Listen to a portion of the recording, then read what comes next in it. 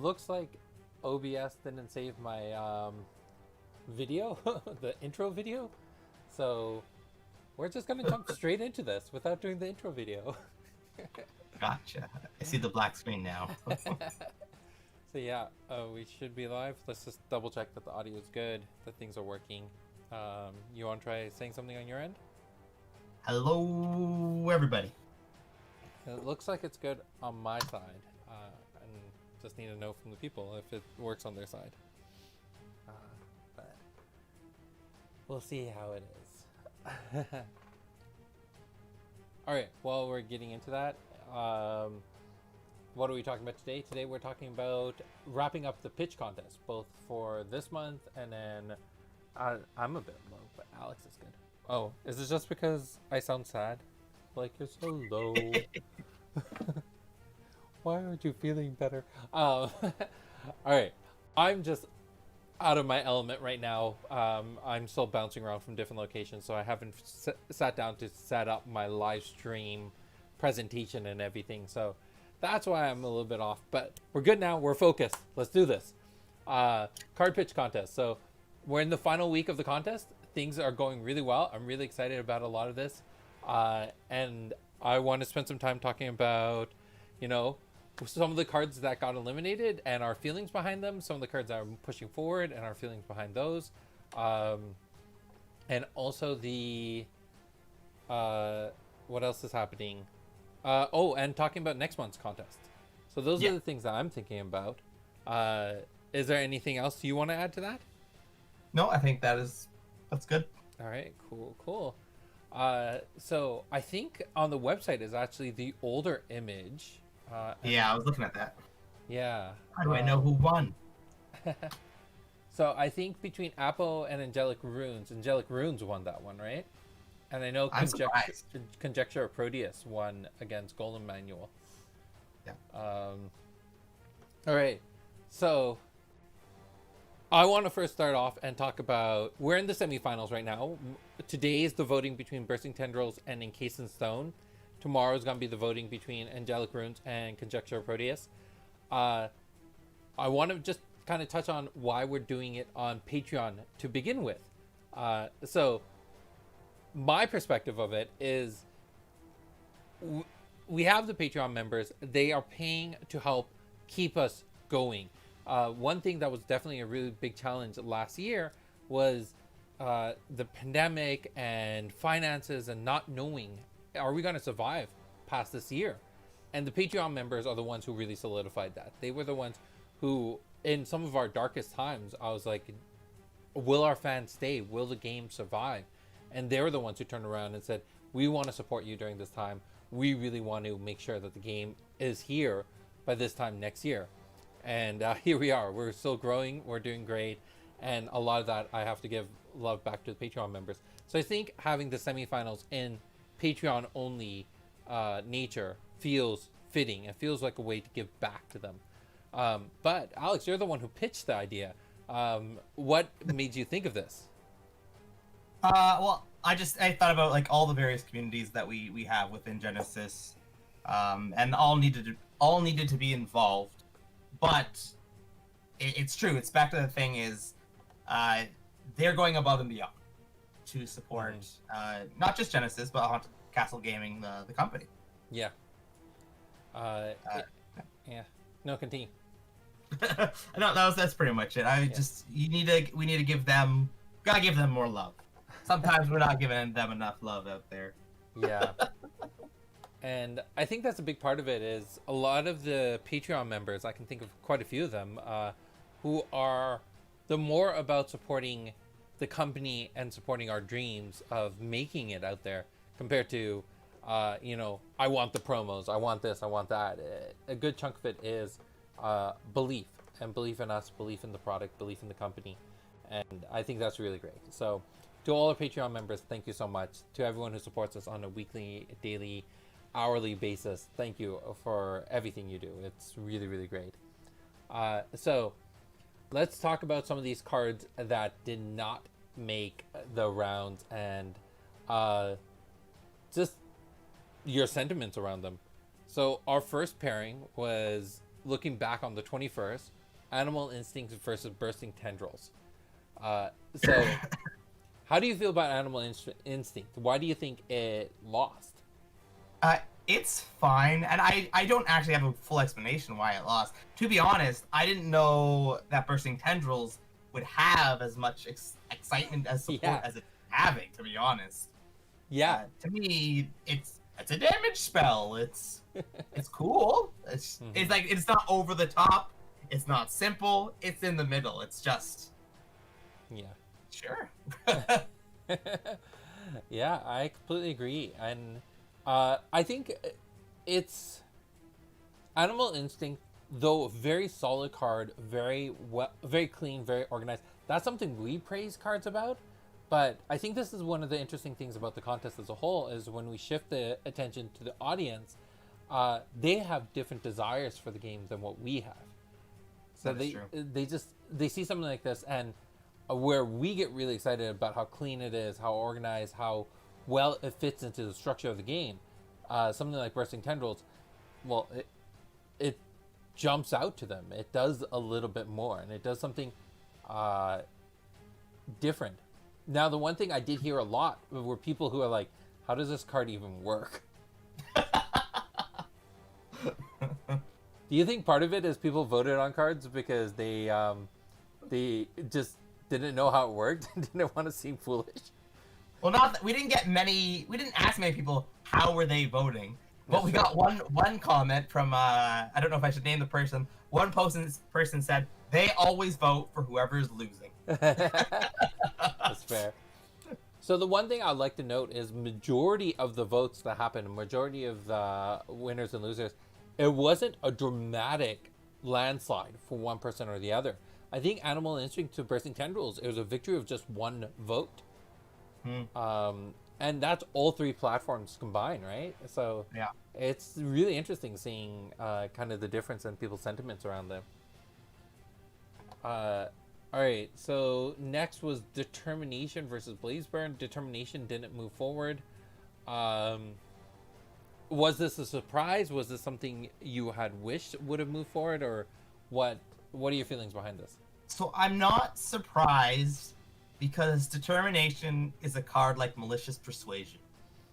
And on first look of it, and I was huge person who fell into this group, was like, what's the point? What's it doing? Well, Determination is a way better Malicious Persuasion. And then we also have, now that we've seen Bursting Tendril, Blaze and Burn sort of follows that same pattern. At the core of it, it's just a basic damaging ability with a little flair on its side. Yeah, and I think I think people just like hurting each other in this game. I think there is something people do lean towards cards that do damage. We had this debate a lot in Discord, Boltshot versus Chrono Walker, and I still attest that I think Chrono Walker is objectively just a more solid card, will be around for a much longer time, has a lot more value in it because there's so much niche stuff you can do with it. But then people are like, no, Boltshot. Boltshot's Boltshot. Like, you can't deny it. And I think... They're not wrong. Boltshot is Boltshot. That's true. And house is house. But I think it's just one of those things, like, when you're comparing damaging cards to non-damaging cards, the non-damaging cards require a lot more strategy on figuring out how to master. Yeah. But I feel like once you've mastered them, they do a lot more for you than damaging cards. The only thing they don't do is win you the game. Except for Chrono Walker. Except for Chrono Walker. Enough Chrono Walkers can win you the game. But Yeah, I love Determination. I love it. I think it's a great card. And I'd love to see it come back in some other way in the future. So, Divine Blast of Blank versus Encased in Stone. This one was a rough for me. I like both of them. Yeah. I definitely liked the design space of Divine Blast of Blank. But Encased in Stone, it just hits, I think, every single box for everybody. Yeah. It has amazing flavor. It is powerful. Everybody can see the purpose of it right off the bat of what it does. Yeah. Yeah. There isn't a lot of confusion behind it. and the flavor to the mechanic feels very clean, and it feels, yeah, this is how you would encase someone in stone. You would drop a fortification around them. They're now stuck inside of there, and then you gotta destroy the fortification to get them back. Yeah. Yeah, it's really cool. Yeah, I think it's the same thing. Divine Blast has 3. Oh, yeah, Divine Blast. It's very interesting. It's very unique.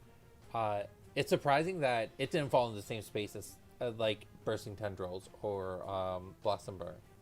So I think that's specifically because of its competitor. I think Encased in Stones, it's just its encompassing sort of flavor was just slightly, it just overtook the Divine Blast of Blank. So Jeffrey comes into chat one day. I'll explain the thought behind Divine Blast. It's humorous.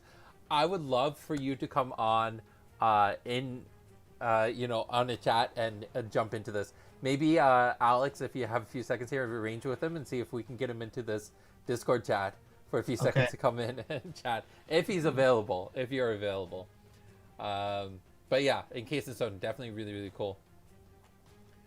And then Jeweled Beguiler versus Divine Deluge. So Jeweled Beguiler lost this one, and I know that was a big surprise for you.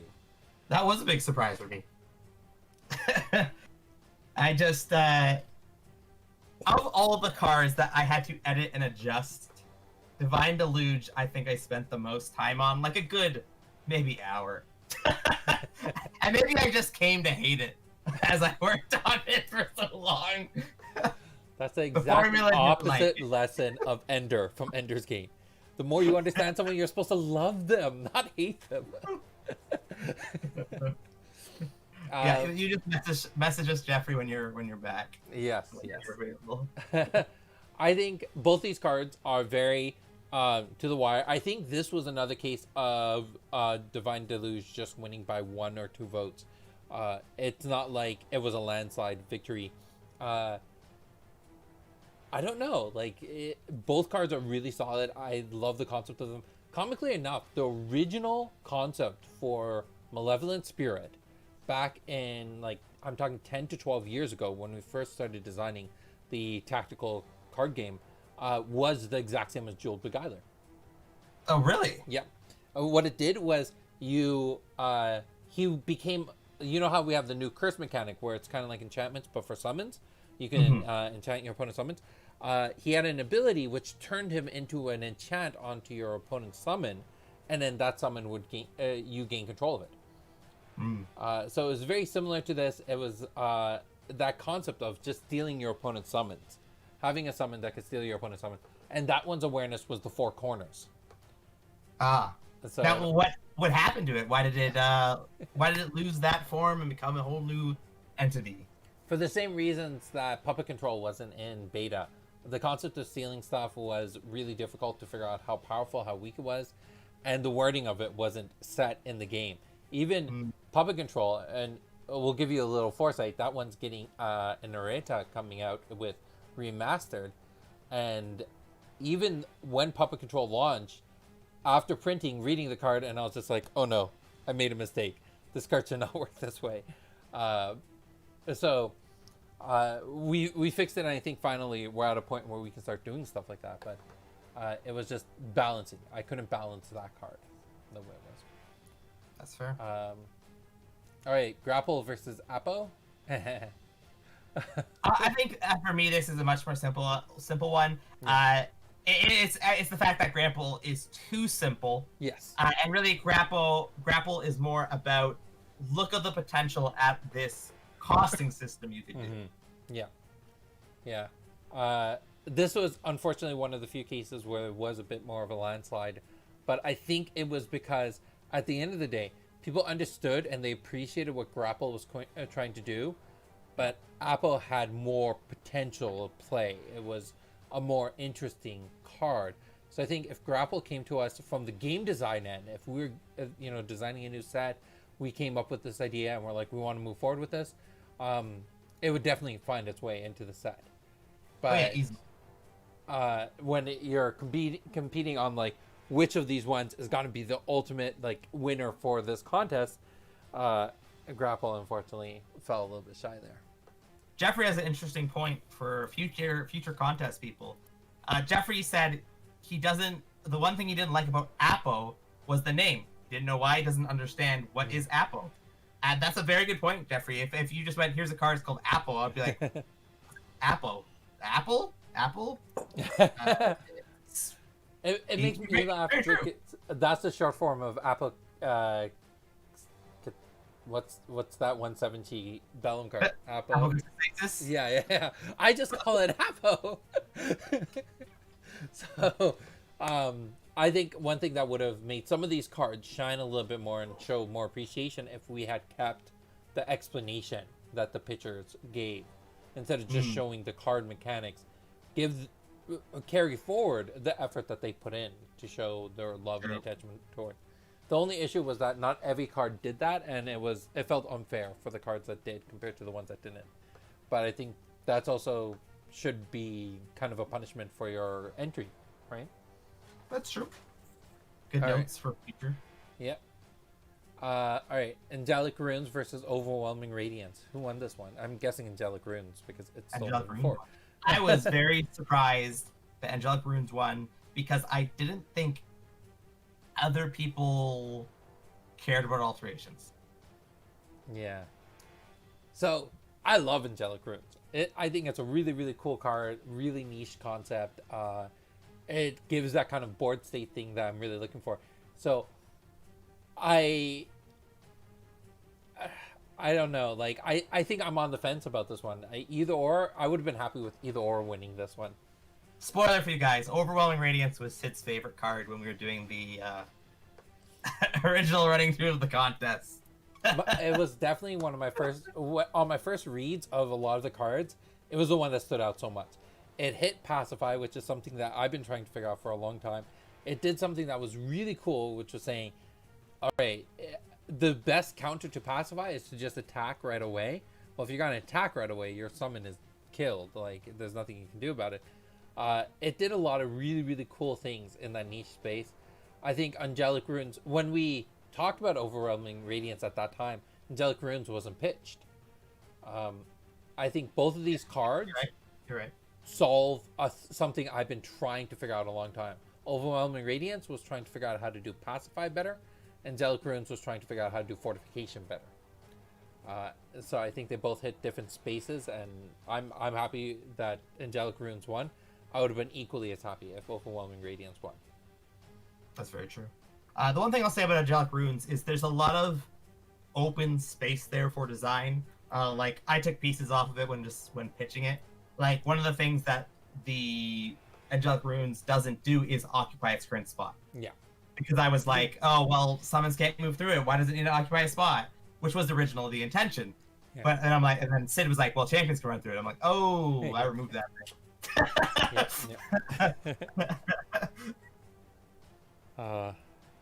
Definitely. All right, and then I think we have two more. Unicorn versus Conjector Proteus. This was another hard one for me, only because I really liked Unicorn and the power that Unicorn brought. Yeah. But people love card draw. Yep. And I think this is something players could also easily relate to and grasp, because we talked about it in our previous live streams, Fact or Fiction from Magic, very, very similar concept. It does something that players can find fun and interesting, and has both an appeal to casual players and to competitive players. So it's really cool. But again, Unicorn, it's one of those things that could have been very interesting. I think it's also the naming. Like, I appreciate that he went with Unicorn. I don't think people drew the association that he was going with authentic, like a different definition of unicorns than what most people represent. That's true. And this comes back to what Jeffrey was saying about the naming of the cards.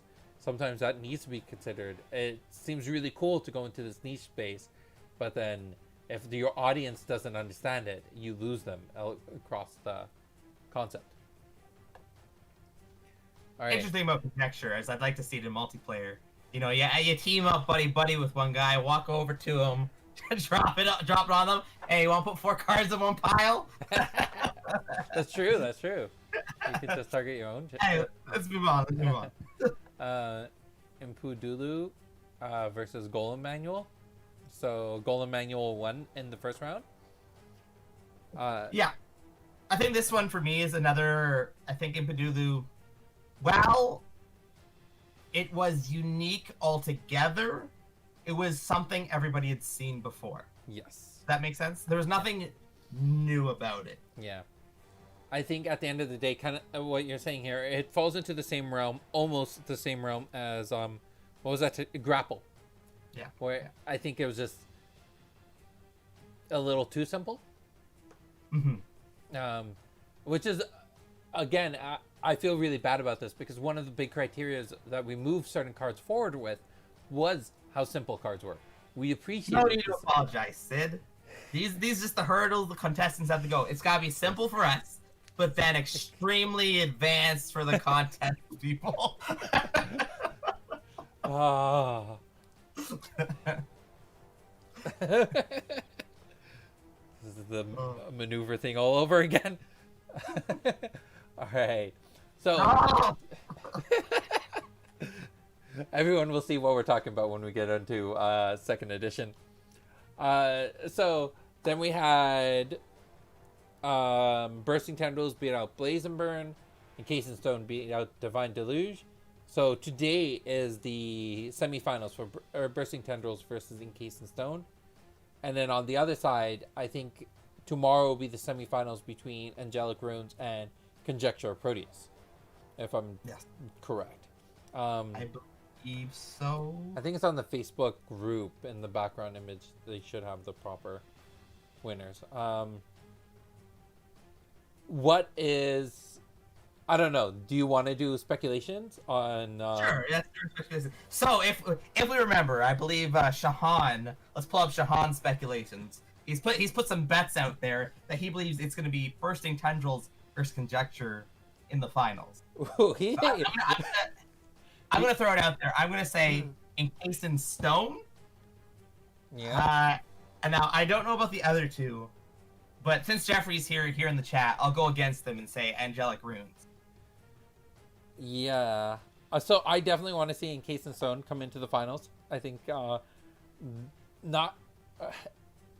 All right. So in cases, I feel so bad. I'm so Canadian. I want to apologize for having an opinion, but no, I like Encased in Stone. I want to see. I would love to see that come into the finals.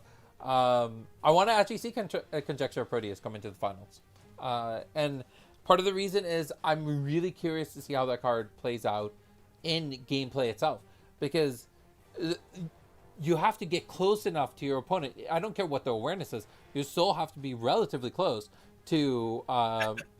Let me look for that on Fred button. Oh, Alex. But so Conjecture of Proteus, you gotta get close enough to actually cast a spell, and then when you cast a spell, you don't know which pile is the better option, right? And it's a very interesting kind of mind game that you can play with people. I think it's the mini game within the game itself that I enjoy about it. So I would love to see that card see playtest. So that's my reason there. However, Encased in Stone is a card that I instantly want to start running in my long deck. Like, I definitely see this as... I hope that it's playable by long, because that's really where I see that card shining. But any Titan deck, I think, could do really well with it. That's true, yeah. Because I'm just imagining if you're playing an Angel deck, you beckon two Angels out really early, and what you do with one of them is you encase them in stone to save it for later use. And then that way, you got this summon that you can take out of hiding if you have a way to easily destroy alterations. Oh, what's that one card back in beta? Nature's Reclaim. Isn't it Nature's Reclaim? That destroys target alteration? Yes. Maybe that card will finally have a use. No, it's not coming. Stop trying to make Nature's Reclaim. All right. So overall, what was your biggest surprise from this contest? Going from, when we started on the 21st, all the voting process. What was the one thing that surprised you the most? Okay, let me see. Let me do a quick glance here. For me, it's Unicorn only because that was my, I think that was my favorite, going into the whole thing. But at the end of the day, is it that surprising? No, it's not that surprising. For me, I think the biggest surprise for me will be if Bursting Tundrils beats out Encased in Stone. Yeah. Yeah. I'm doubling down on Encased in Stone. I think one of the biggest surprises to me was Divine Deluge beating out Jeweled Beguiler. Yes, I would agree. That was... But I already talked about how much I hated working on Divine Deluge. Let's make it clear, at least, that when we talk about this, we're not talking about the people who designed the card, but the cards themselves. No, you know who you are, and I know you know who I am. I hate you. I'm kidding. All right, so Jeffrey is free now. Sure, let's see if we can bring Jeffrey in. Unfortunately, I am not on my Discord, so let's see how I can find him. It's fine. Okay. Oh, I gotta remember what's his nickname on Discord. Jeffrey, what's your nickname on Discord? All right. So a few things I want to mention after. So we got the finals happening on the 29th. So right now the semifinals are being voted on in Patreon only, but the finals themselves will still be voted on in Patreon, Facebook, and Reddit, giving you an opportunity to vote across all 3 platforms to get yours to push up and win through the contest. Or just support the other ones that you've loved and seen grow as cards and mechanics. And then on the 30th, during my live stream, I will announce the winner. So come out on Friday. Now you have to watch. It's my evil little plan. So come and watch and see who wins the contest. And after that, the winner will get the opportunity to work with Alex and myself and other game designers to get your card templated, tested, and move forward towards eventually getting art onto it. And then the other thing that's happening is on the 1st, we will be starting off the pitch contest again through Facebook, Reddit, where you get the opportunity to submit your ideas. And I know Alex is still working on some details. So is there any ideas that you have right now? Oh, yeah. I just want to give, for anybody enjoying the stream, to start thinking up a little bit. A little help here is only 6 cheese. We're going to be only looking at 6 cheese. So for you guys right now, before we give out any more information, start looking at what is a 6 cheese. Oh, yeah. I've got the delivery party showing up behind me, apparently. Hello. Oh, I'm being stabbed with fork and knife. Thank you, delivery party. Thank you. So, thinking about the 6G side, you got to be thinking about the numbers, the balance between there. So, we're looking at, I think that's 4 health, 4 attack is the average when it comes to summons. But the big thing about this, and this is one of those big lessons learned I had going through the design process and working with Alex and other players, is that when you get to the 6T spot, you're starting to look at cards that are less situational, more cards that cover large different varieties of gameplay. And then you're also looking for cards that can lead you towards your win condition. I think an iconic 6G that still gets played a lot, despite how simple of a card it is Giant Scorpion. It's a lot of people's fan favorites. So, all right, try to add him in. Okay. This is not working. Yeah. And I think another thing we're talking about doing for next month is we're going to be bringing in a lower tier onto the Patreon page. So you'll be able to, anyone should be able to join Patreon at a pretty low tier and just have the opportunity to vote and be part of the contest on that front, which will give you an opportunity to, support your ideas, support your ideas, pitch other ideas, and have more visibility in what's happening in the contest. So, how's it going on your end, Alex? Oh, pulled up the old Google here. Okay, this should be working. Why is it not popping up? Jack.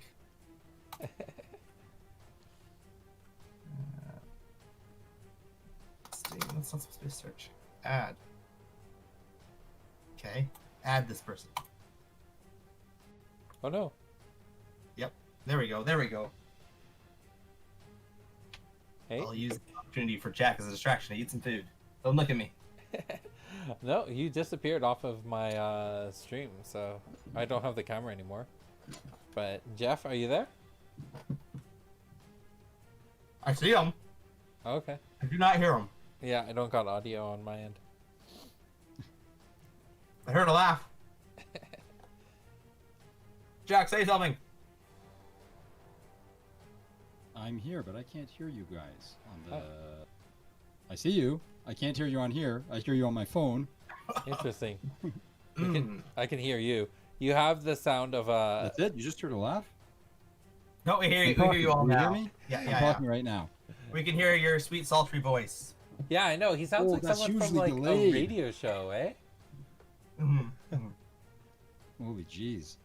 Can Yeah, you can Hold you on, hear let me us get the now? hamster running faster. Or- Okay.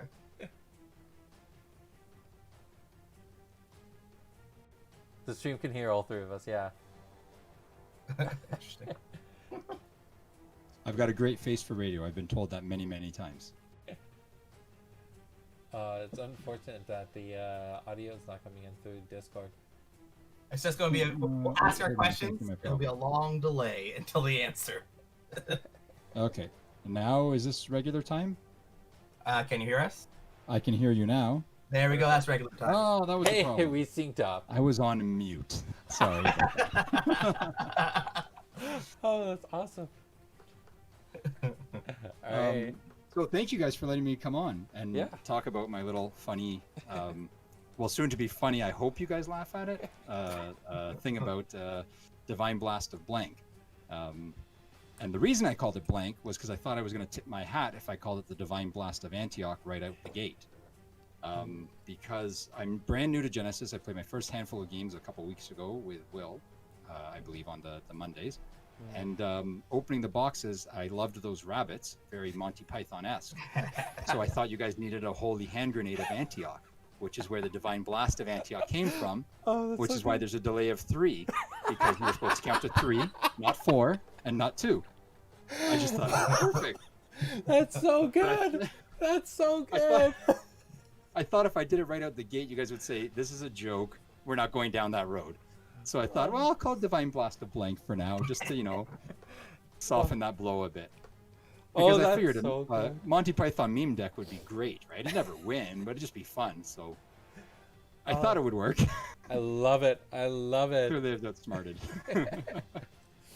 It's been so long since I seen Monty Python Quest for the Holy Grail, so I didn't catch it right away.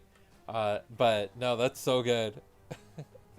So I'll try for the future ones to work in other, maybe Monty Python Holy Grail-esque things to build to that at some point. I thought the rabbits were a nod to that. Are they? Am I wrong in that? So- on the rabbit side?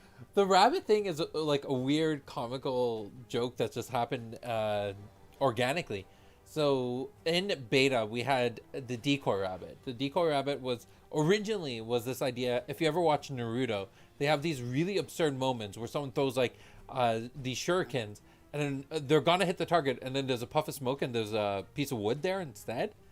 And I was like, Okay. yeah, it's really ridiculous, but in the TV show, it feels so organic and so normal.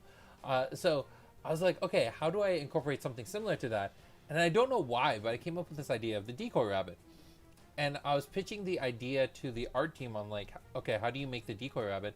And I sent it to the artist, and I was like, I want this to be a joke art piece. Like, I wanted people to laugh about it. And then one person ended up looking at it. I was like, why is there so much detail on this rabbit? And he started going crazy about this rabbit. And then everyone started going crazy about the rabbit. So then we just decided, okay, every set should have a rabbit moving forward. Eventually that person, JC, who was like super obsessed with, the first person I met who was super obsessed with the rabbit, he ended up designing Lion Mane Rabbit, which is the one you're talking about, the one with the sharp pointy Okay. teeth. Yes. So it just kind of came full circle. So it just became a meme type thing in the game that took on its own identity. So I talked to JC about this actually, and that rabbit is specifically Monty Python referenced. That is what he designed it off of. Perfect. So I just threw the original beta decoy rabbit up, but the line me. And now it's just a thing that we have to move forward, and in every set we do some sort of rabbit. And the monkeys have been very prevalent. Like, people are playing like actual semi-competitive monkey decks. So monkeys are gonna be a thing forever, it looks like. I like the monkeys. Of course you do. You need the humor to keep it going forward. At some Yeah. point, it gets too serious, right? You need that good laugh. So that's Yeah. All right, and then your other one that you have, the Conjecture of Proteus. How did you come up with that Yes. name? That one was a little bit of research. I'm trying to remember exactly. I think I really like the idea of control decks in other games. And like I said, because I was brand new, I didn't know many things, see many things like that. So I like the idea of card advantage, but giving your other, I like the control idea, but I like giving your opponent some control over it too. That little bit of skill and gamble at the same time. I know one of the people didn't like the idea of hidden information, but I love that idea of hidden information. It's, there's a term for that. They say that with most of these card games is you have imperfect information, right? Yeah. Whereas on things like when you're playing poker and stuff, you have semi-perfect. You kind of know what they're going to have in their deck, or what they're going to have, right? It's a 52 card deck. You know what's there. But when it comes to this, you don't know what they've got. And I like that now they've got a peek into your world. You don't know what they've prepared for you, right? I've always liked that. I know there is a Magic card that does something similar. And I really like that idea of giving you card advantage, but your opponent gets to give you that card advantage. Yeah. And I can see doing that going forward with a few things. And I believe this was after you guys did your first talk about something and said, you really like that there's lore and stuff like that. So I feverishly Googled what could do something like that. And that's where I came up with the name, at least. I thought, okay, this kind of says what it does when you research it a bit. So that's where I came up with that from. I agree with you. I am perfectly happy with the face down knowledge thing. Yeah.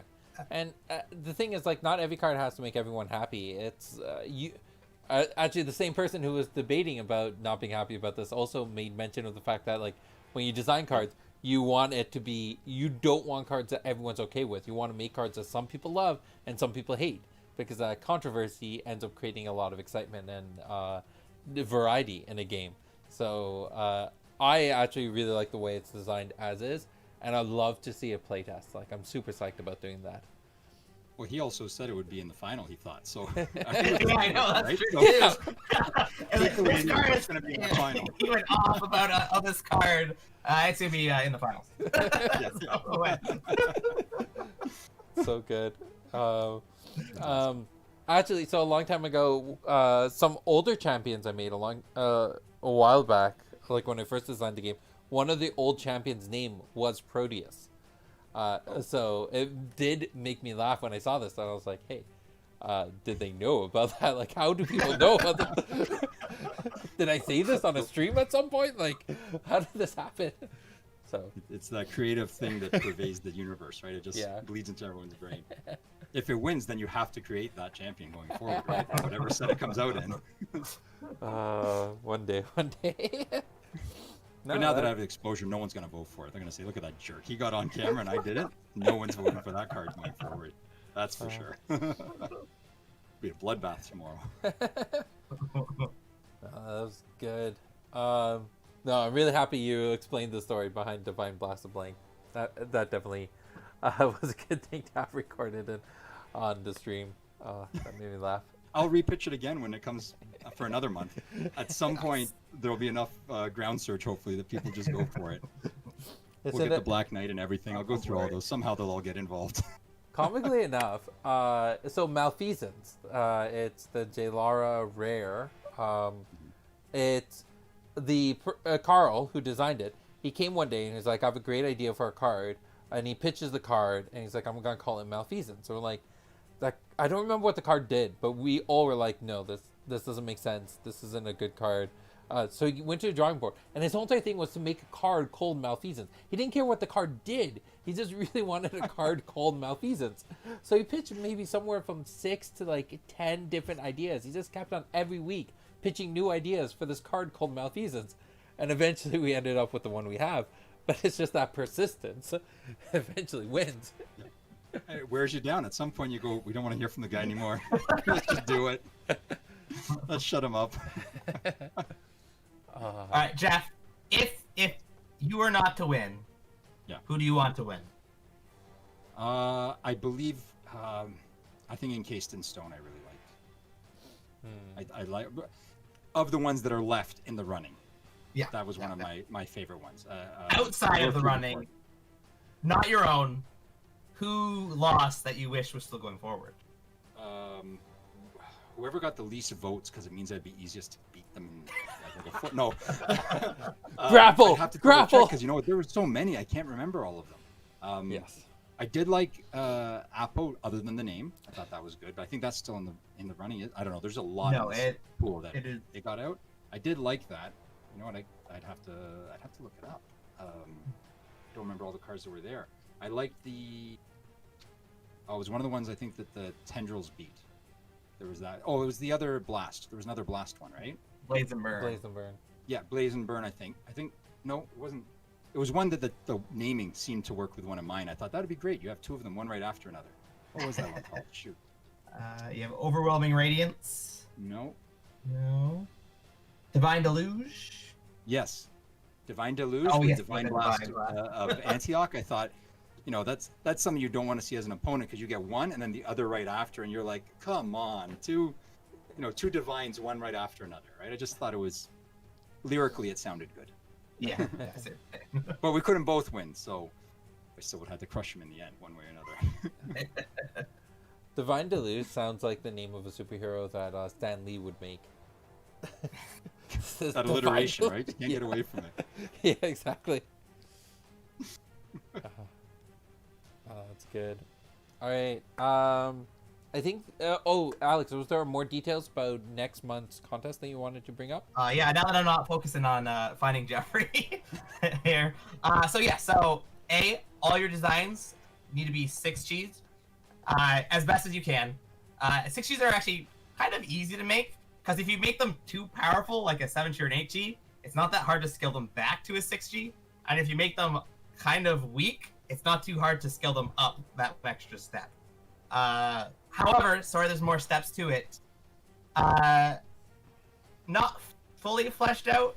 I think I actually might give you guys 12 pitches next week for the next contest. Why 12? Because each of these, you're only going to get 2 of each affiliation. Oh, I guess then I just realized Phage doesn't exist yet for most people. Yeah. So Well, for Jeffrey, Phage is the 5th color that doesn't exist in Genesis yet. It is the green one on the cards. You'll see the symbol on the right side. Make your best predictions on what Phage is. I'll be honest with you. I thought I got something wrong when I opened my first box, and then I'm like, okay, and then the second, and by the time I got to the third box, I'm going, why is there a missing color here? Right? I had no idea, right? I thought I got something wrong. I was about to call North of Exile and say, you guys got some bum boxes here. It's missing some cards. And I'm saying that while I look up the define for the word phage so that I can try and cheat it and let you know. That'll definitely help you. That will definitely help you. Short for bacteriophage? Yep. Oh, so this is like infect viruses, things that spread, I guess. Disease. There you go. Now you guys got all the clues, the Jeffrey clues. I think it's actually on the website. If should be under right. Already? I have a feeling like the affiliations of Genesis should talk about phage. We're all rushing over there. Yeah. Yeah, we're gonna crash your site, guys. There we go. Phage represents survival. Do whatever it takes to survive, be it through adaptation, mutation, infestation, or manipulation. If you are a survivor willing to fight for your life down to the last breath, then phage is your affiliation. So there's phage champions coming too, then, right? that are under wraps and we don't know anything about, right? When does that start teasing out? I'm asking for everyone. I'm assuming everyone that's watching wants to know, right? We've mentioned it quite often. The next set, Origins, is actually supposed to be the introduction of Phage. Actually, in the Origins teaser video, it does say at the end, Phage is coming. So that's. But when do we get the specific spoilers of these champions? Who they are, what they look like, even an image of them. When do we expect that? We have a few more steps in between there because we still have second edition, which is coming out, and we have to have some fun and enjoyment and excitement around that product. And then the hope is that, later this year, usually we do a launch in the fall, but we'll see how things go. No commitments yet. No commitments. Well, I'll do a little teaser out there. I believe some Patreon members, at some point, will probably get them earlier than everybody else. Yes. And I don't think that was a Phage champion. I was going to say one of the Origins champions artwork is out there pretty commonly. Because I think it's on the YouTube page. So we try to, keep people in the loop. Tease just enough to be annoying, right? Yes. I do want to put this out there since I don't think we've ever gone around and said this. Originally, we were teasing for a Norse themed set. There was some changes. It's not Norse themed anymore, unfortunately. I don't know about you, but unfortunately, some people were like, "I'm so excited for that Norse themed set." I'm like, I think we gotta although unfortunately, it's not fully Norse no more. Yeah. I'm sure it's going to be great, whatever it has in it, because it's a lot of fun so far, the little bit I've been able to play. Man, I like having you on the stream. Look how encouraging he is. It makes us feel so good about the work we do. But it's amazing to talk to the creators of things, right? You don't get this with almost anything else, right? Like it's you guys feel very personable, and it's I'm sure it's exciting for everyone else watching too. I know it is for me to, be one-on-one like that. Nice. Yeah. Like, I think that's the big thing about these streams is that it gives an opportunity for us to connect with the community and let people know that, hey, if you want to jump on and talk to us, just let us know. We'll arrange it or do it spontaneously like this. I think the idea of us as designers being far away and these abstract figures that you'll never meet, I don't think that makes sense in this space. Yeah. Yeah. I know a long time ago I had the opportunity, I was in Seattle, and I got to meet one of the designers of Magic the Gathering, and we sat down and we played a game against each other, and I thought this was the coolest thing. Like, I was so hyped up about it. And I was like, now I'm in this position, I'm like, that shouldn't have been such a rare situation. Like, you should get the opportunity to meet these people and play games with them, especially with opportunities like Tabletop Simulator or Discord. Like, we're on Discord. You can chat with us anytime. True. Yeah. Especially me, I'm always off there. For now, until you guys become all powerful, and then we can't touch you up in the castles. Hopefully not. Maybe Sid. I'll hide him away. You guys. I'm just gonna tell you guys. No, Sid's still here, guys. Trust me, he's still here, but he's gonna be dead in my basement. It got Like so a Truman dark. Show with the father, or like It just got behind so the green curtain like dark. a Wizard of Oz? Which one? Did you ever see the Brooklyn Nine-Nine episode with the NutriBoom? And it's like one of the clauses to NutriBoom was like, the wife of the founder is alive, healthy, and well, or something like that. It's like, it's just gonna be one of those conspiracy. Yes, Sid is real. He does exist. This camera's just Jared- broken. Jared had a question. Sid, did you win? Did you beat the Magic designer? I did. It was, but I think he was just playing a joke deck. Like it wasn't supposed to be like hyper competitive or anything. He just was like, yeah, I have this random. I can't remember, some sort of token deck back in like the White Weenie Soldier token decks way back in the day, and yeah, I beat him, and I felt so proud of myself. And then I was looking back at that deck, I was like, yeah, no, I don't think he brought in a serious deck. I think he was trying to lose to make me feel good about myself. I get it. I do that sometimes. I mean, Yeah, I future years don't do you that. won't get that from me. You're not getting that from me. yeah, Alex is ruthless. But that way, when you win, it feels extra special. Yeah, I just How many checked on times do the you have to Facebook. cry before you let them win?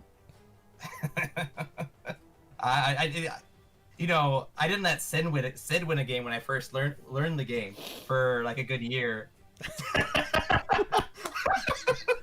See, this is why I'm terrified playing against people like you and Steve-O. It's because, like, there's some people who give, you know, are a little bit kind in gameplay. No, Alex is just like, no, I'm winning no matter what. I don't care if this is their first time playing or if you're the creator of the game. You know what, Sid? You got better at the game for it. You learned how I crushed you, and you made your decks better. You taught him how to play his own game. Yeah. It's such a thing. Like, a lot of people assume because I made the game that I'd be super good at it. I'm like, no, I'm like an A minus player. Like, I'm good, I'm okay, but there are like those S level players. I'm like, I don't even want to play against them. But yeah, no, it's really cool seeing people who can interpret the game in different ways. I think that's the advantage of having the tactical element and the CCG element, is the fact that if you're a CCG player, you can leverage those skills and do well in the game. If you're a tactical player, you can leverage those skills and know nothing about CCGs but still do well. So I think that's really cool because I meet a lot of people who never played a CCG before in their life but genuinely beat me. I'm like, oh wow, yeah, those are strategies. All right. That's fair. I think we should probably wrap this up, but it was great having you. Surprise guest. It's always wonderful having everyone join us. Maybe next time it'll be someone important, not just, you know, me showing up. But thank you guys very much for having me. That's Or a next blast. time you'll have won, and we'll be like, well, we need you to come back on the stream.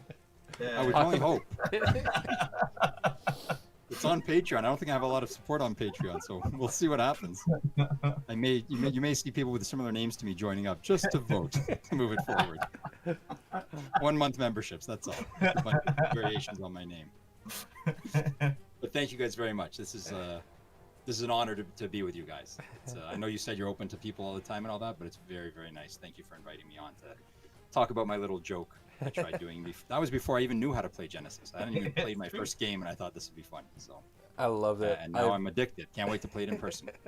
Yes. No, I'm really looking forward to that too. And thank you everyone who came and watched and who supports us on Patreon, to all our partner stores who support us. Everything's changing so much these days, and it's just really great to see the community enjoy the game, play the game, and talk about really cool strategies. So if you're not part of Discord, come join us on Discord. And if you're not part of Patreon and you want the opportunity to vote on the contest or get some really cool exclusive promos, come join us on Patreon too. All right. Thanks for joining us, and talk to everyone later. Bye. Bye.